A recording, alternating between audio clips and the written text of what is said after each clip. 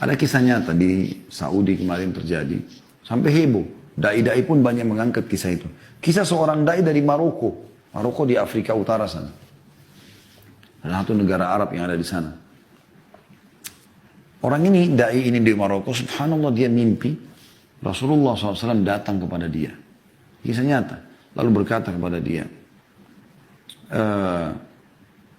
sesungguhnya ada seseorang tinggal di Mekah bernama Fulan, gitu kan. Sampaikan berita gembira kepada dia kalau dia termasuk ahli surga. Orang ini bangun kaget mimpi.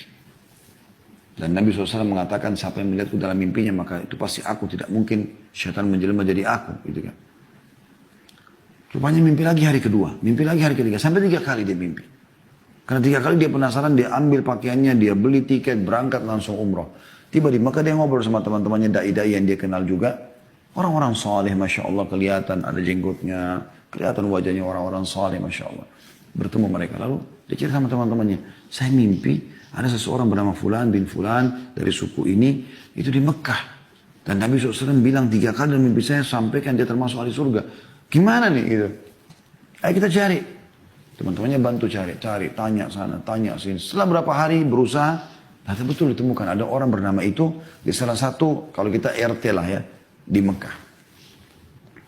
Datanglah mereka ke sana, lalu kemudian menanyakan kepada Pak RT-nya kalau kita ya, Umdah gitu kan. Nanya, gimana nih? Ada nggak sih orang bernama Fulan? Mereka, RT-nya sendiri, RT itu RW itu kaget pada saat itu. Kenapa kalian cari? Kalian ini kelihatannya orang-orang soleh, kelihatan wajahnya, penampilannya orang-orang soleh. Ngapain cari orang ini? Ternyata orang ini buruk sekali di tengah-tengah masyarakat itu. Tapi Nabi SAW bilang dia termasuk ahli surga. Luar biasa. Maka kata orang yang dari Maroko ini, emang kenapa? Dia bilang kalian tidak layak bertemu sama orang ini. Orang ini ahli maksiat. Kalau ada orang yang paling buruk di tempat kami ini, dia orang paling buruk ini. Nggak sholat, nggak segala macam. Kata orang dari Maroko, tapi saya mau ketemu. Di mana rumahnya? Tunjuk rumahnya. Pergilah ke sana, ringkas cerita. Begitu tiba di sana, kemudian ya, ketuk-ketuk itu dibuka sama orang ini. Keluarlah orang yang penampilannya, dari penampilan saya subhanallah kelihatan kayak orang buruk gitu ya. Ada orang subhanallah karena maksiatnya walaupun tampan jadi jelek kelihatan. Ada orang subhanallah karena kesolehannya walaupun biasa tapi Allah berikan kelebihan. Seperti itu. Orang nyaman interaksi sama dia. Dia kaget ada orang-orang cari dia. Ada apa nih? Dia bilang kenapa kalian cari saya? Kata orang dari Maroko, apakah kau Fulan bin Fulan dari suku ini? Dia bilang iya. Dia bilang saya mau menyampaikan berita dari Rasulullah SAW. Kaget orang itu. Rasulullah SAW? Berita apa? Dia bilang saya si Fulan dari Maroko. Saya mimpi 3 hari berturut-turut. Rasulullah SAW menyuruh saya menyampaikan kepada kamu. Berita gembira kalau kau termasuk ahli surga. Kaget orang itu langsung tiba-tiba menangis. Saya?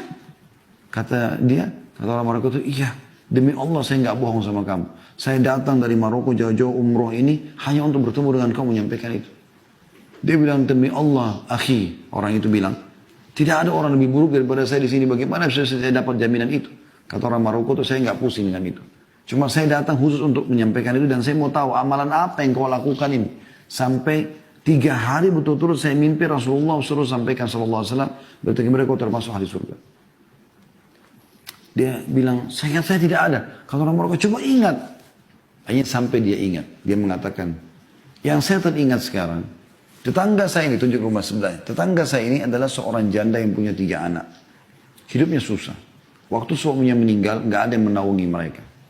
Maka semenjak itu, dan sampai hari ini demi Allah, saya sudah bertekad untuk memberikan setengah gaji saya. Jadi setiap terima gaji, saya kasih ke mereka setengah, kepada saya setengah. Tidak ada yang tahu kecuali saya. Sama Allah subhanahu wa ta'ala. Kata orang Maroko tersebut, itu amalmu.